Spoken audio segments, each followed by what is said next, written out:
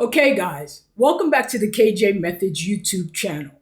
Today, we are on the practice of real estate part 4.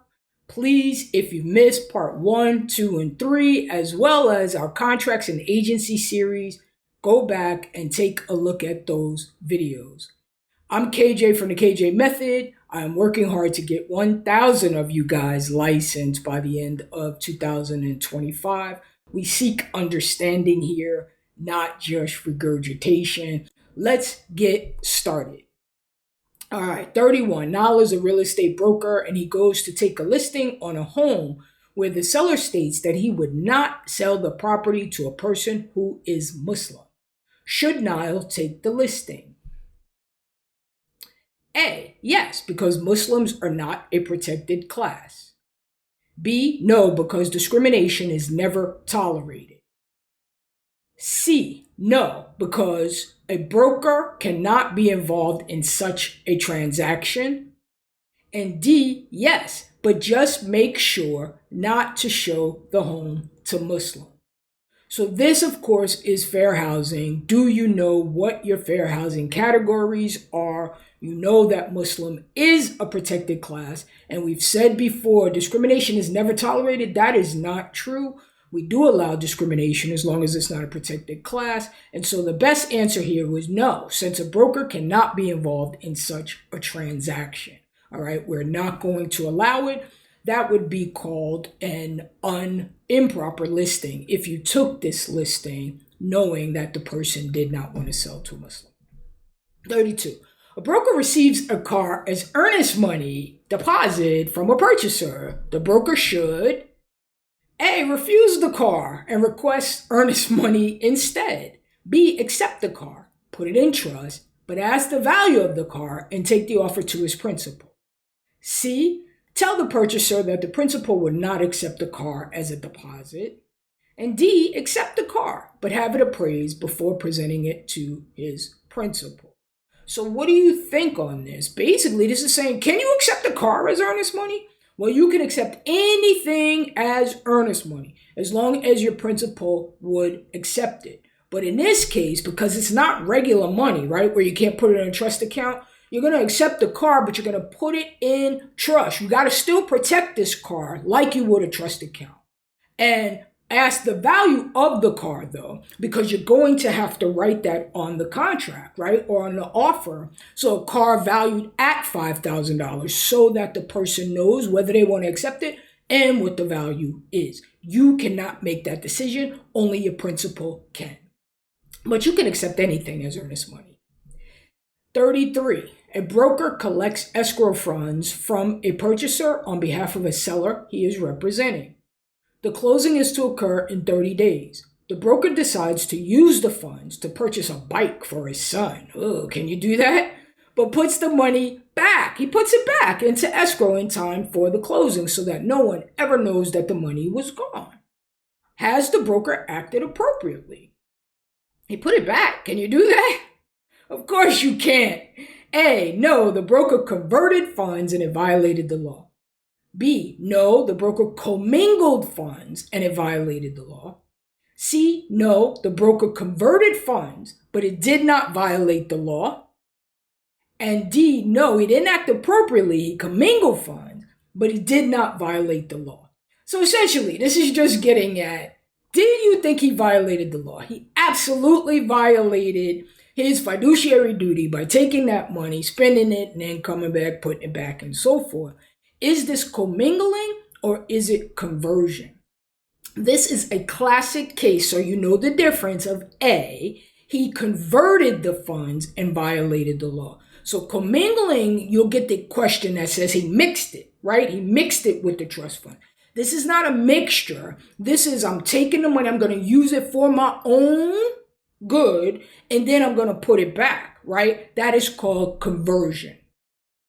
34. A broker decides to place all funds that he receives as payment for commission into his personal account rather than his business account.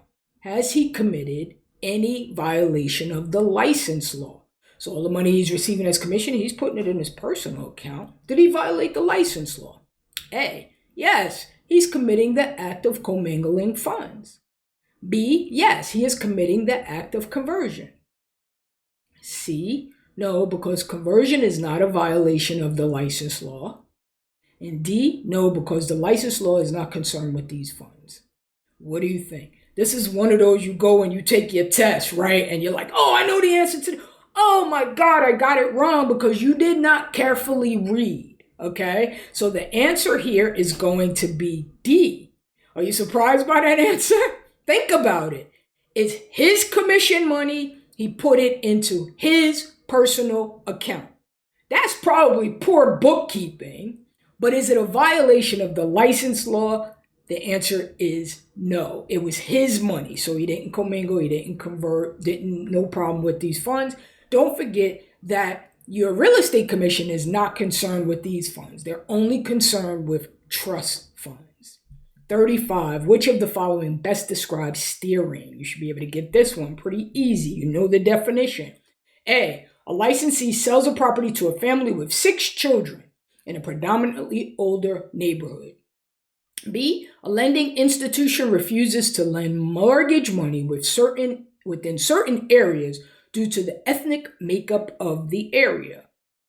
C, because of a prospect's national origin, an individual selling her own property advises the prospect that the property is sold when it is not. And then D, a licensee shows prospects of a particular race properties only in areas populated by families of that race. So steering, under fair housing, you got steering, you got blockbusting, you got redlining, you got discrimination, you got unfair treatment. Steering is the one where an agent is pushing someone to a certain neighborhood based on their race or one of the fair housing categories. So the answer here would be D. Okay, number 36. A licensee was taking an upper income bracket listing from a seller. The seller told her that he had lived in a neighborhood a long time. He had many friends there. He wanted to be selective about who bought this house. The licensee was to tell him the race and nationality of anyone making an offer. How should the licensee respond to this requirement? So you get it, right? He's in this upper income neighborhood. He's lived there a long time. He wants to check and see who is moving into the neighborhood. A, she should refuse to do so by explaining she would not always know the people making an offer. There's no way you're going to know, right? B, she should refuse to do so and explain that the seller's instruction could be a violation of federal law. C, she should take the listing as it is legal as long as no discriminatory advertising is used. And then D, she should agree to it because as the agent of the seller, the licensee has a duty of obedience to the seller's instruction. So what do you think? This is a loaded question. It has so much stuff in there, right?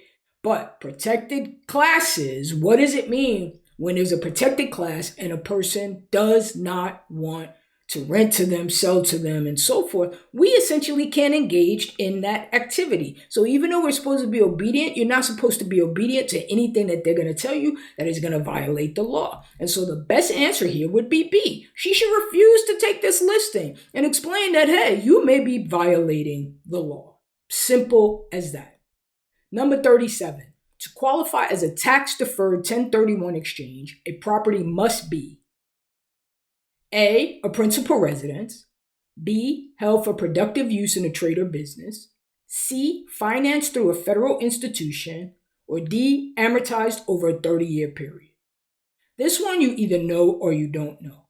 A 1031 exchange is an IRS rule that allows an investor to avoid paying capital gains taxes today on a property they're selling. Essentially, they're going to take the profit and they're going to put it into another property. We call it a like-kind exchange. So eventually the tax man going to come at some point in time, right? But this investor can keep moving this profit forward from property to property to property to property, and then eventually pay the taxes on that last property when he's getting out. And so some of the rules relating to it here is that it has to be a property that was held for productive use in a trade or a business. So let's say you have a rental property and then you're going to sell it. You make a profit of $200,000. You take that $200,000 and you put it in another rental property. And you keep doing that until the end when you finish investing. 38. A church owns a retirement home and restricts the rental of the units to church members, regardless of age, sex, race, color, national origin. Can they do this? Is this policy a violation of federal fair housing laws? Yes, because all discrimination on the basis of religion is illegal.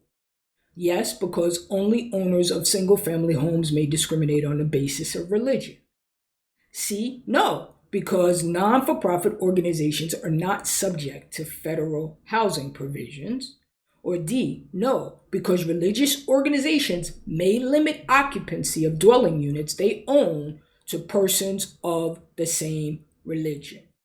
So the correct answer here is going to be D. If you remember, again, there are 4 exemptions to fair housing, one of which is a religious organization. So if a church owns a property and they say, nah, you can't live here unless you are of this religion, can they do it? Yes, they can do it. The rule is they are allowed to discriminate to people of that same religion, right? If you're in the same religion, you can live here. But if you're not, you can't live here. They're allowed to discriminate as long as they don't discriminate in the church itself. So if people wanted to go into the church of a different religion, they're like, everybody's welcome. Everybody's welcome in the church. But the housing that we have is only for church members, only for Catholics. That is totally fine for them to do. Number 39, a seller is selling his only house. He will neither advertise the property nor use a broker. Can the seller legally refuse to sell the property to a member of a racial minority? A, yes, because the seller has not used the services of a broker. B, yes, because the seller has not used racially discriminatory advertising or a broker's services. C, no, because such discriminatory action is prohibited. And D, no, because the seller owns fewer than 3 houses.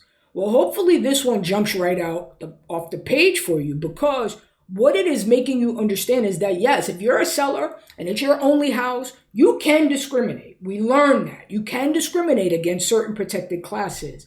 But when it's a racial minority, you can never discriminate. So the answer there is C. 40. Which could cause a broker to be in violation of the Sherman Antitrust Act. Sherman Antitrust Act. A, your broker keeps all the earnest money deposits in a safe in his office. B, your broker encourages you to violate fair housing laws in order to sell more real estate. C, your broker meets with other brokers and sets commission rates for the area. And D, your broker accepts money from attorneys for closing service referrals.